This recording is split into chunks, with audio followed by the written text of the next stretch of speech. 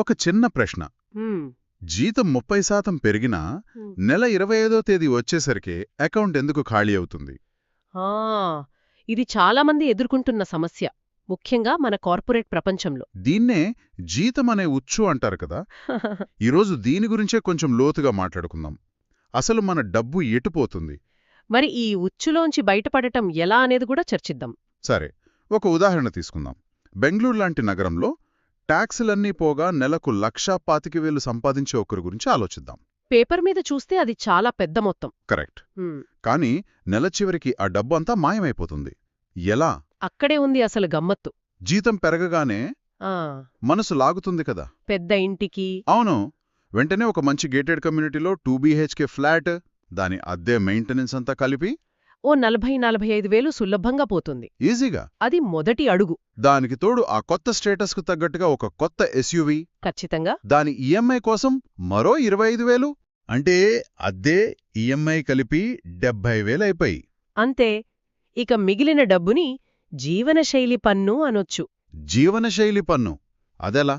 రోజూ స్విగ్గీ ఆర్డర్లు, వీకెండ్ ట్రిప్పులు, ఖరీదైన జిమ్ మెంబర్షిప్లు, ఓ అవును. వీటన్నిటికీ ఇంకో 30,000 పోతాయి. అంటే నెల చివరికి పొదుపు చేయడానికి ఓ 5,000 మిగిలితే గొప్ప.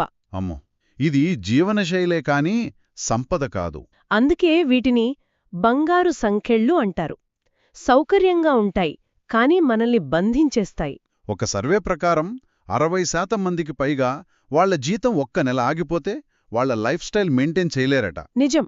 అంటే వాళ్ళు ఆర్థికంగా చిక్కుల్లో పడడానికి ఒక్క నెల దూరంలో ఉన్నారన్నమాట. ఇది వింటుంటేనే చాలా ఆశ్చర్యంగా ఉంది. వాస్తవమదే. అందుకే మనం అడగాల్సిన ప్రశ్న ఇంకా ఎక్కువ ఎలా సంపాదించాలి అని కాదు, మరి ఏమడగాలి? సంపాదనకు ఖర్చుకు మధ్య దూరాన్ని ఎలా పెంచాలి అని. ఈ బంగారు సంఖ్యలను తెంచుకోవడానికి ఏమైనా మార్గాలున్నాయా? ఖచ్చితంగా ఉన్నాయి. ముఖ్యంగా 3 మార్గాలు. చెప్పండి. మొదటిది గ్యాప్ను పెంచడం. అంటే మీ జీతం 20% పెరిగితే మీ ఖర్చులను కేవలం 5% మాత్రమే పెంచుకోండి. ఓ మంచి పాయింట్. మిగిలిన 15% నేరుగా పొదుపు చెయ్యాలి. లేదా పెట్టుబడి పెట్టాలి. అది మొదటిది. ఇక రెండవది ఐచ్ఛికతను నిర్మించుకోవడం. సింపుల్గా చెప్పాలంటే ఒక అత్యవసర నిధి. Emergency fund. అవును. కనీసం 3-6 నెలల ఖర్చులకు సరిపడా డబ్బు పక్కన పెట్టాలి. దాన్నెక్కడ ఉంచాలి? సేవింగ్స్ అకౌంట్లోనా? సేవింగ్స్ కన్నా లిక్విడ్ ఫండ్లో పెట్టడం ఇంకా మంచిది. కొంచెం ఎక్కువ రాబడి వస్తుంది, కావాలన్నప్పుడు డబ్బులు తీసుకోవచ్చు. ఈ ఫండ్ మనకు ఒక రకమైన ధైర్యాన్నిస్తుంది కదా. ఎగ్జాక్ట్లీ. నచ్చని ఉద్యోగానికి వద్దు అని చెప్పే స్వేచ్ఛను ఇస్తుంది. చాలా ముఖ్యమది.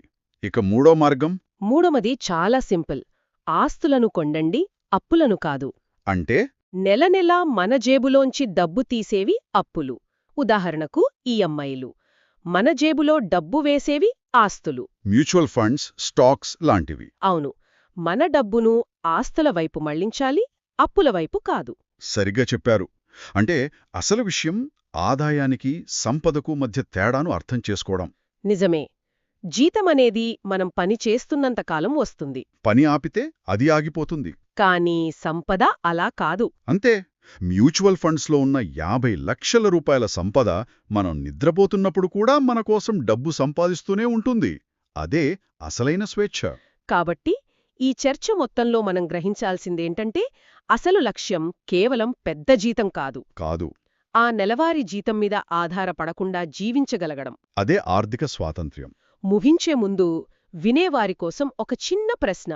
మీ జీతం మిమ్మల్ని ధనవంతులుగా మార్చడానికి సహాయపడుతోందా, లేక ధనవంతులు కాకుండా ఉండేంత బిజీగా ఉంచుతోందా?